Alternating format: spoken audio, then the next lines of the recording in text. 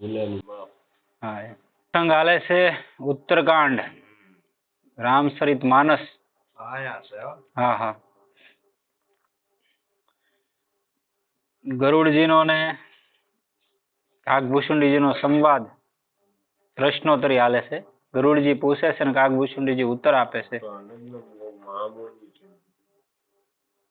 કમઠ પીઠ જામહી બરુ બારા બંજા સૂત બરુ કાહુહી મારા ફૂલહી નભ બર બહુબીધી ફૂલા જીવન લહ સુખ હરિ પ્રતિકૂલા. કદાચ કાસબાની પીઠ પર કેશ ઉગે અને ગગનમાં ભલે જાત જાતના પુષ્પો ખીલે, પરંતુ જેમાં શ્રી રામજીનો વિરોધ, જે માણસ રામજીનો વિરોધ કરે છે, જે રામજીથી વિમુખ થાય છે, તેને સુખ કદીએ સાંપડતું નથી. જે ભગવાનથી વિમુખ થઈને જીવે છે, કદાચ કે કાસબાની ઢાલ માથે વાળ ઉગે નહીં, પીઠ ઉપર કાસબાની પીઠ ઉપર વાળ ઉગે નહીં, કદાચ ઉગી જાય અને ગગનમાં કદાચ જાત જાતના પુષ્પો ખીલે નહીં, પણ કદાચ ખીલી જાય તો એ શક્ય બને ખરું. પણ આ ભગવાનથી વિમુખ જે માણસ હોય એનું કલ્યાણ થાય એ કોઈ દિવસ સપને નહીં વિચારવાનું. હા, એ ઉપમા આપી દીધી. બારી મથે ધ્રુત હાઈ બરુ શીખતા તે બરુ તેલ બીનું હરિભજન ભવન તરીએ યહ સિદ્ધાંત અપેલ. કદાચ પાણીને મળવાથી ઘી પ્રાપ્ત થાય અને રેતીને વાટવાથી કદાચ તેમાંથી તેલ નીકળે, પરંતુ શ્રી રઘુનાથજીના ભજન વિના સંસાર સાગર તરી શકાતો નથી. વેગરાને કદાચ તમે વલાવી નાખો ને કદાચ એમાંથી તેલ નીકળી જાય, પાણીને મથો કદાચ ઘી નીકળી જાય, એ કદાચ શક્ય બની જાય. પણ આ શક્ય ન બને કે ભગવાનને તમે ભજો નહીં અને એના ભજન વગર કોઈ માણસ એમ કહેતો કે હું સંસાર સાગરને પાર કરી જાઉં, તો એ વાતમાં માલ નથી. અસકહી કરઈ બીરંસી પ્રભુ અજહી મશકતે હીન અસ બિચારી તજી સંશય રામહી ભજી પ્રબીન. સમર્થ પ્રભુ મત્સરને બ્રહ્મા બનાવી શકે છે અને ધારે તો બ્રહ્માને મત્સરથી પણ તુચ્છ બનાવી દેશે. આમ હૃદયમાં વિચાર શાણા જનો નો સંદેહ તજી શ્રી રામને જ ભજે છે. જે હૃદયના શાણા માણસો છે એને કહે છે કે આવો વિચાર જે તમે ખોટો કરો છો એ વિચારને તજી દો અને ભગવાનનું ભજન કરો તો તમારું કલ્યાણ થશે.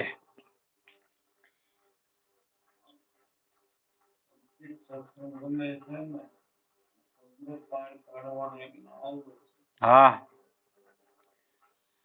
કહેવું નાથ હરિ સરિત અનુપા વ્યાસ સમાર સ્વમતિ અનુરૂપા શ્રુતિ સિદ્ધાંત કહી ઉરગારી રામ ભજીએ સબ કાજ બિસારી. હે નાથ, મેં શ્રી હરિનું શ્રેષ્ઠ ચરિત્ર મારી બુદ્ધિ પ્રમાણે ક્યાંક લખાણથી તો ક્યાંક સંક્ષેપમાં કહ્યું છે, ક્યાંક લંબાણથી કહ્યું છે તો ક્યાંક સંક્ષેપમાં કહ્યું છે. હે પક્ષીરાજ, શ્રુતિઓએ ખાસ દર્શાવ્યું છે કે સર્વ કામ તજીને શ્રી રામને ભજો. આવું શ્રુતિઓ કહે છે વેદોની અંદર. જેમને મારા જેવા મૂંઢ ઉપર પણ મમતા છે તે પ્રભુ શ્રી રામચંદ્રજીને છોડી બીજા કોને ભજવા? રામ રામ. હે નાથ, આપ તો દયાળુ છો. આપ દયાળુએ મારા પર મોટી કૃપા કરી છે. આવું કાગભૂષણજી કહે છે. કેમ કે આપે મને અતિ પવિત્ર રામકથા પૂછી છે, તો સુખદેવજી સનકાદિક અને મહાદેવના મનને અતિ પ્રિય છે. સંસારમાં ઘડીભરનો અથવા પળભરનો પણ સત્સંગ દુર્લભ છે.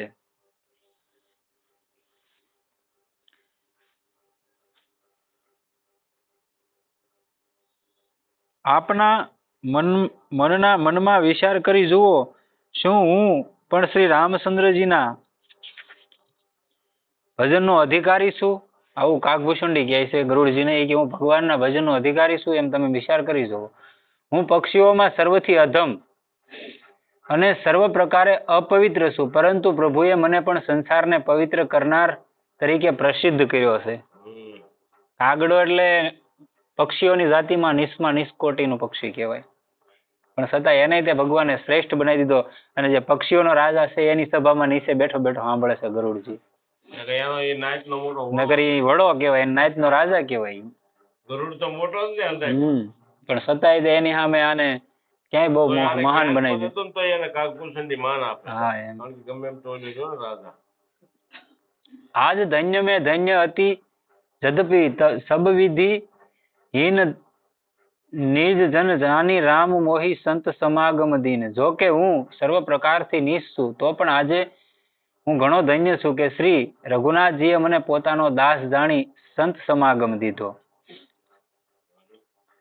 હે નાથ, મારી અલ્પ બુદ્ધિ અનુસાર આ વચનો મેં કહ્યા છે, કંઈ જ ગુપ્ત રાખ્યું નથી. શ્રી રામજીનું ચરિત્ર અગાધ સાગર સમાન છે, તેનો તાગ કોણ પામી શકે છે? સુમિરી રામ કે ગુણગન નાના, પુની પુની હર્ષ ભૂષંડી સુજાના, મહિમા નિગમ નેતિ કર ગાઈ, અતુલિત બલ પ્રતાપ પ્રભુતાઈ. શ્રી રામચંદ્રજીના અનેક ગુણ સમૂહોનું સ્મરણ કરીને શ્રી કાગભૂષણજીજી વારંવાર આનંદિત થયા, જેમનો મહિમા વેદોએ નેતિ નેતિ કહીને ગાયો છે. મહાદેવજી અને બ્રહ્માજીએ જે શ્રી રામચંદ્રજીના ચરણોની સેવા કરે છે તે તેમની મારા પર કૃપા થવી તે તેમની પરમ મૃદુતા છે. આવો સ્વભાવ કોઈનો જોયો નથી ને સાંભળ્યો પણ નથી. તો હે ગુરુજી, શ્રી રામજી સમાન કોને સમજવું કે? સાધક સિદ્ધ જીવન મુક્ત ઉદાસીન કવિ વિદ્વાન તત્વજ્ઞાતા સંન્યાસી યોગી તપસ્વી જ્ઞાની ધર્માત્મા પંડિત અને વિજ્ઞાની, તે બધાએ શ્રી રામજીની સેવા કર્યા વિના તરી શકતા નથી. એવા શ્રી રઘુનાથજીને હું વારંવાર નમસ્કાર કરું છું, જેમની શરણાગતિ સ્વીકારવાથી મારા જેવા પાપીઓ પણ શુદ્ધ થઈ જાય છે, અને તે પ્રભુને હું વારંવાર નમસ્કાર કરું છું. જેમનું નામ સંસાર રોગની ઔષધિ છે અને ત્રિવિધિ તાપોને હરનારું છે, તે દયાળુ પ્રભુ શ્રી રામચંદ્રજી મારા પર અને આપના ઉપર સદાકાળ પ્રસન્ન રહે.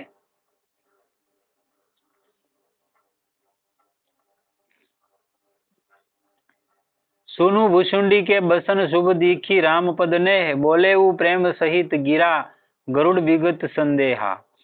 કાગભૂષણજીના ઉત્તરને અને કલ્યાણકારી વચનોને સાંભળીને શ્રી રામજીના ચરણોમાં તેમનો અનુપમ પ્રેમ જોઈ ગરુડજી સંદેહ રહિત થઈ પ્રેમપૂર્વક બોલ્યા.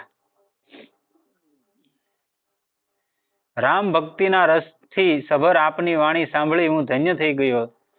શ્રી રામજીના ચરણ કમળોમાં મારી નૂતન પ્રીતિ થઈ ગઈ અને માયાથી ઉત્પન્ન થયેલી સર્વ વિપત્તિ દૂર થઈ ગઈ. મોહરૂપી સમુદ્રમાં ડૂબી રહેલા મારા માટે આપ નૌકા બન્યા છો. હે નાથ, આપે મને પારાવાર સુખ આપ્યું. હું આપના ઉપકારનો બદલો કેવી રીતે વાળી શકીશ? હું આપને વારંવાર નમસ્કાર કરું છું. રામચરિત માનસના પ્રખંડ વિદ્વાન જેને કહેવાય, અને આપણા ગુજરાતમાં જ તે મહાન તપસ્વી તેજસ્વી વક્તા થઈ ગયા અને મહાન સંતે થઈ ગયા ડોંગરેશજી મહારાજ. અત્યારે છે એ કઈ એવા કથાકાર કહેવાય એને, બાકી આની જેવા સંત વિભૂતિ નથી. ડોંગરેજી જેવું તો કોઈ ગુજરાતમાં થયું નથી અને થાહે નહીં. હા, એને ક્યારેય કે માગ્યું નથી એને. હા, ઈ ડોંગરેજી મહારાજ કહેતા કે કોઈ માણસ દરિદ્રતાથી ઘેરાણેલો હોય તો એ કઈ કેટલો રૂપિયા વાળો થાય એ મને ખબર નથી, પણ રામચરિત માનસ ની અંદર અયોધ્યા કાંડની પહેલી 8 સોપાઈ છે. એનો રોજ માણસ નિત્ય નિયમથી પાઠ કરે તો એને ઘરે એવો તો દી ક્યારેય ન ઉગે કે એને કોઈ દીકરીના પ્રસંગોપાત કોઈ પણ નાનું મોટું કામ હોય અને એને જે યાચના કરવી પડે કે ભાઈ મારું કરી દો ને મારું આમ કરો ને, ઈ તો એનો સમય ભગવાન ક્યારેય ન આવવા દે. આવું એવું ન કહેવું પડે. અયોધ્યા કાંડની પહેલી 8 સોપાઈ બતાવેલી છે, ડોંગરેજી મહારાજે કીધેલી છે. હા, પેલા બાપુ એવું છે. એટલે આમાં ઘણી બધી વસ્તુ છે. ઘણા ઉડિયા બાબા વૃંદાવનમાં ઉડિયા બાબા થઈ ગયા કે નહીં? ઉડિયા બાબા ઘણા ને કહેતા, અમુક મોટા મોટા રોગોથી ઘેરાણેલા માણસો હોય ને તો એને કહેતા કે ભાઈ તું આ રામચરિત માનસને અમુક સોપાઈ નો કે પાઠ કર, રોજ 108 વાર કે એની માળા કરવાનું કહેતા, તો મોટા મોટા રોગોથી માણસનો છુટકારો મળતો એમ. આવું છે આમાં ભલામણ. પણ આવા જે આના પારંગત નથી અને જેને ખ્યાલ નથી એ માણસ તો હું કહેવાનો કે ભાઈ રામાયણ છે ને વાંચી લીધી ને વાર્તા થઈ ગઈ પૂરી.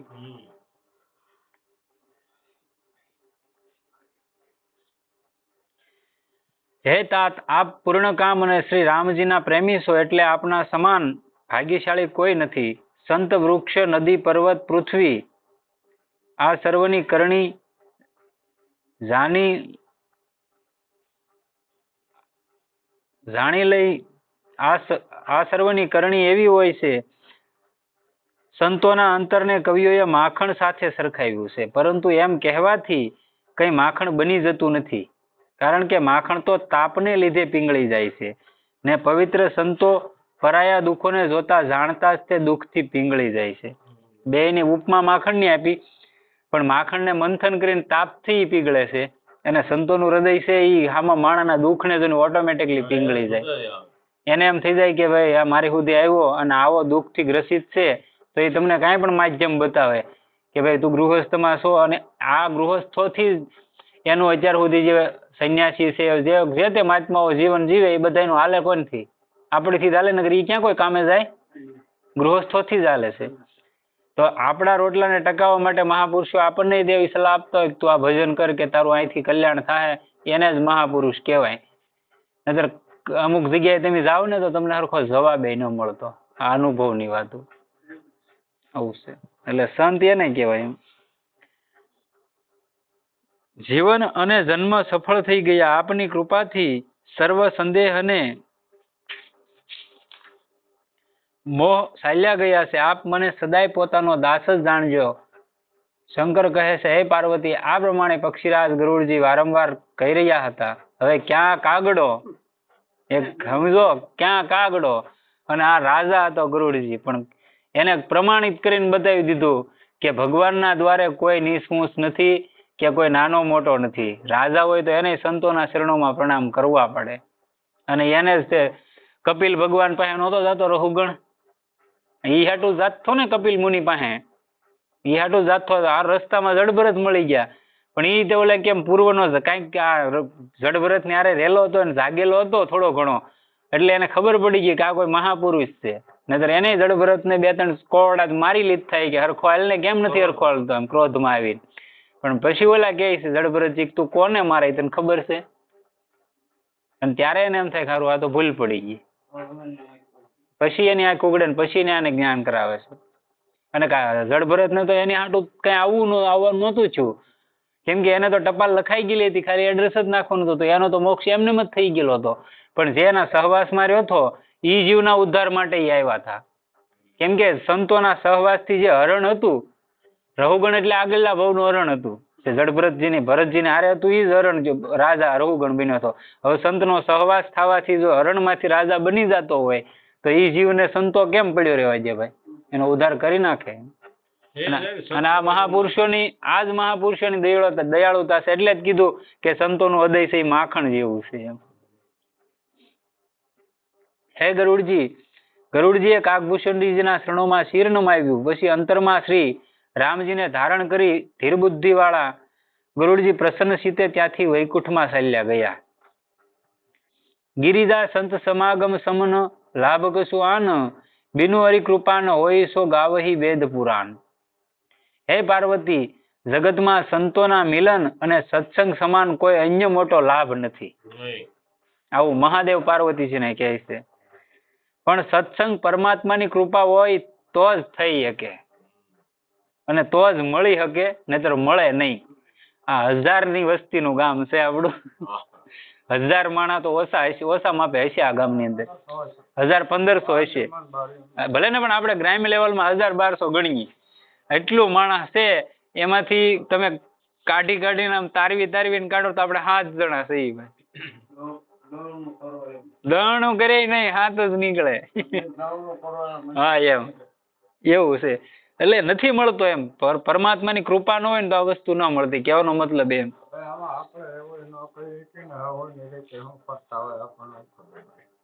આનો આવે એટલે નથી કરતા એવું કેમ આપણે એવું ન કહેતા નથી કરતા, એમ કરતા છે, આપણે ના નથી પાડતા, પણ આપણો કહેવાનો મતલબ એ છે, અહીં શું કીધું ઈ કે ભગવાનની કૃપા ન હોય ને તો સત્સંગ ન મળે એમ.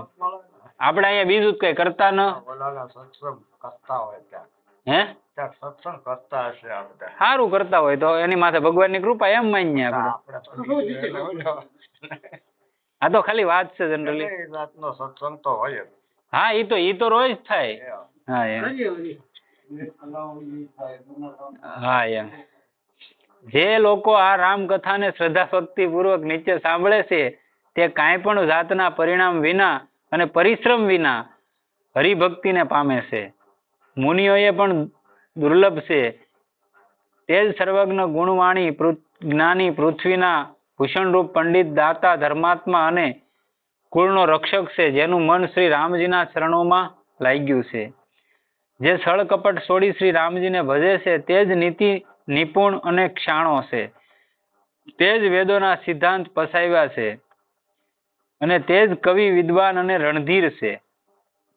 જ્યાં ગંગાજી વહે છે તે દેશ ધન્ય છે.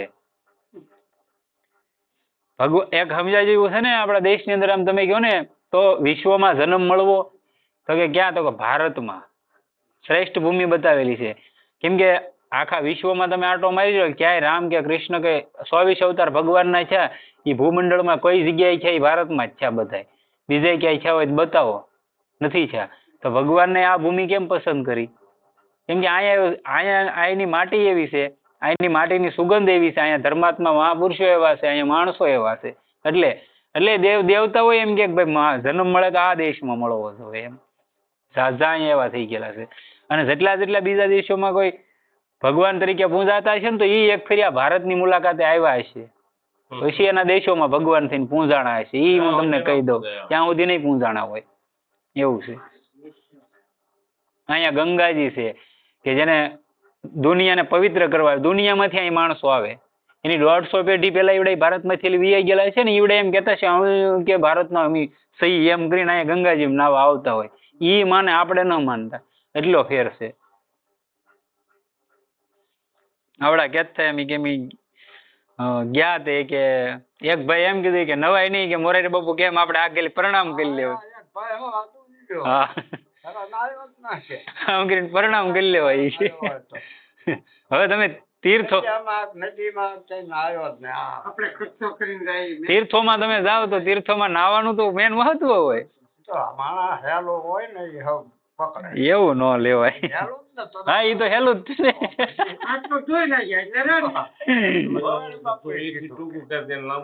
થવું નથી, આશી વાત છે. એમ ન પકડી. હા એમ. શાસ્ત્રમાં મનની 3 પ્રકારની ગતિ વર્ણવી છે: દાન, ભોમ અને નાશ. જે ધનનો દાનમાં ઉપયોગ થાય છે તે ધન ધન્ય છે. જે બુદ્ધિ પરિપક્વ થયેલી છે તે બુદ્ધિ ધન્ય છે. અને જે ઘડીમાં પુરાણનું પઠન શ્રવણ થતું હોય તે ઘડી ધન્ય છે. અને જેમાં નિત્ય અને અખંડ ભક્તિ થાય છે તે બ્રાહ્મણ જન્મ ધન્ય છે. પછી તમે જે આ તો એને બ્રાહ્મણનું બતાવ્યું, પણ હું એમ કહું તમે જે કોટીમાં જન્મ લઈને આવ્યો હોય અને સત્સંગ પુરાણ તમારા સત્સંગનું માધ્યમ હોય, પુરાણોનું વાંચન થતું હોય, પઠન થતું હોય, રોજ સ્વાધ્યાય થતો હોય, તો એનાથી એક શ્રેષ્ઠ જીવન જ નથી. એ બ્રાહ્મણ જ ગણાય.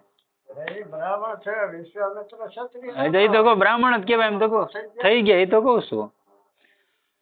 સૌકુલ ધન્ય ઉમા સુત જગત પુંજ સુપુનીત શ્રી રઘુબીર પરાયણ જેહી નર ઉપજ બિનીત. હે પાર્વતી સાંભળો, જે કુળ જગત પુંજ અને પવિત્ર છે તે કુળ ધન્ય છે કે જે કુળમાં શ્રી રામજીના ભક્ત અને મર્યાદાશીલ પુરુષો જન્મ લે છે. એક કોઈ નામ જાપક છો હોય તો મેં ઘણી વાર વાત કરેલી કે આપણા આગળના જે પૂર્વજો ગયેલા છે પિતૃલોકમાં, અને એ કદાચ પિતૃલોકમાં હોય તો એને ન્યાય બેઠા બેઠા શાંતિ થઈ જાય કે એક તો પાક્યો હારો કે અત્યાર સુધીની સૃષ્ટિમાં એક એવો જન્મ્યો કે એને ભજન કર્યું ને અમારો બધાયનો ઉદ્ધાર કરશે એમ. એટલે એક વ્યક્તિ એવો થવો જોઈએ. ભલે કોઈ આપણે નહીં તો તમે શરૂ કરેલું હશે ને કોઈ પણ વસ્તુ ભજન, તો તમારું ભજન પરિપક્વ નહીં થયું હોય ને કદાચ, તો તમને તો બીજો જન્મ મળવાનો હશે, બરોબર.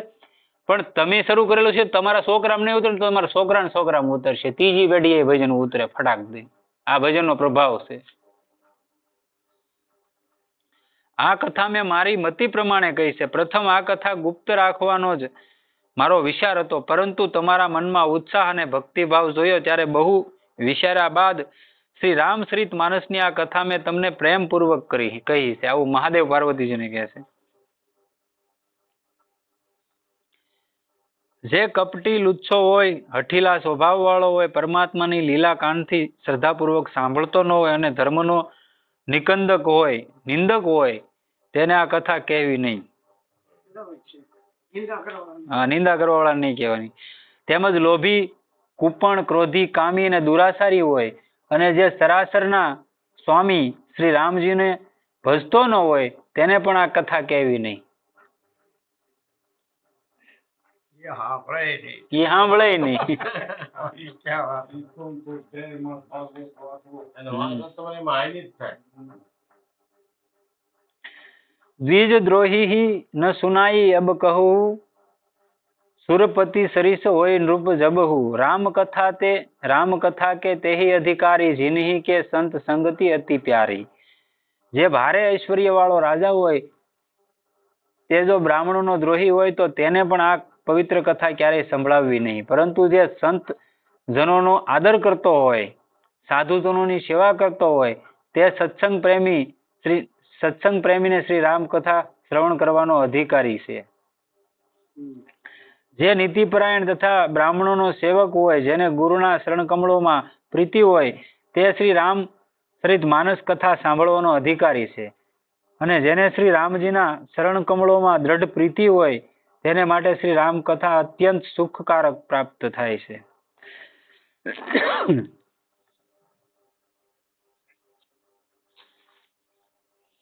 જેને શ્રી રામજીના શરણમાં પ્રીતિ ઉપજાવવી હોય, જેને પરમ મોક્ષની ઈચ્છા હોય તે મુમુક્ષે આ રામ કથા રૂપ અમૃતનું પોતાના કાન રૂપી પડિયાઓથી પ્રેમપૂર્વક પાન કરવું જોઈએ. મેં કૃતકૃત્ય ભયવું અબ તવ પ્રસાદ મેષ, ઉપજી રામ ભગતિ દ્રઢ બીતે સકલ કલેશ. હે વિશ્વેશ્વર, આપની કૃપાથી હું ધન્ય થઈ ગઈ છું. કથા સાંભળવાના ફળ સ્વરૂપે મારામાં દ્રઢ રામ ભક્તિ ઉપજી છે, મારા કલેશો ટળી ગયા છે. આવું પાર્વતીજી મહાદેવને કહે છે. શંભુ ઉમાનો સંવાદ અને સુખને ઉત્પન્ન કરનારો અને દુઃખને નષ્ટ કરનારો છે. વળી તે આવાગમનથી છુટકારો કરનારો, સંદેહો દૂર કરનારો અને સત્પુરુષોને પ્રિય છે. સંસારમાં જે રામના ઉપાસકો છે તેઓને રામકથા સિવાય બીજું કંઈ પ્રિય નથી. શ્રી રામજીની કૃપાથી મેં આ ઉત્તમ અને પવિત્ર ચરિત મારી બુદ્ધિ પ્રમાણે ગાયું છે.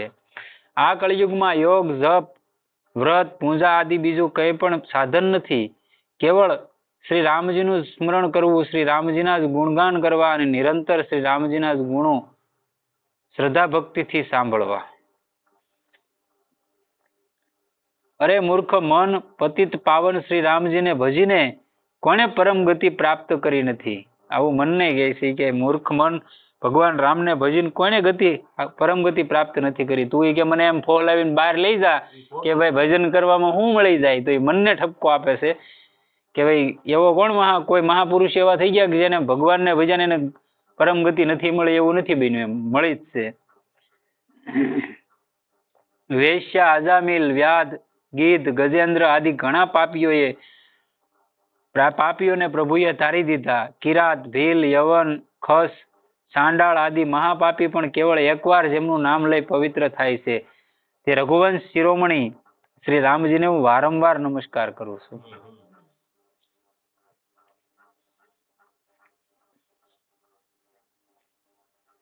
રઘુવંશ ભૂષણ શ્રી રામજીનું આ ચરિત્ર જે ભાવિક મનુષ્ય આદરથી કહે છે, શ્રવણ કરે છે અને તેનું ગાન કરે છે તે વિના પરિશ્રમે કળિયુગના પાપ અને મનના દોષરૂપી મલનો મેલ ધોઈ નાખીને શ્રી રામના પરમ ધામમાં જાય છે. મનુષ્ય રામકથાની આ 5-7 સોપાઈઓને પણ મનોહર જાણી અંતરમાં ધારણ કરે છે. તેની 5 ઇન્દ્રિયોથી ઉત્પન્ન થયેલી અવિદ્યાને ભગવાન શ્રી રામજી હરી લે છે.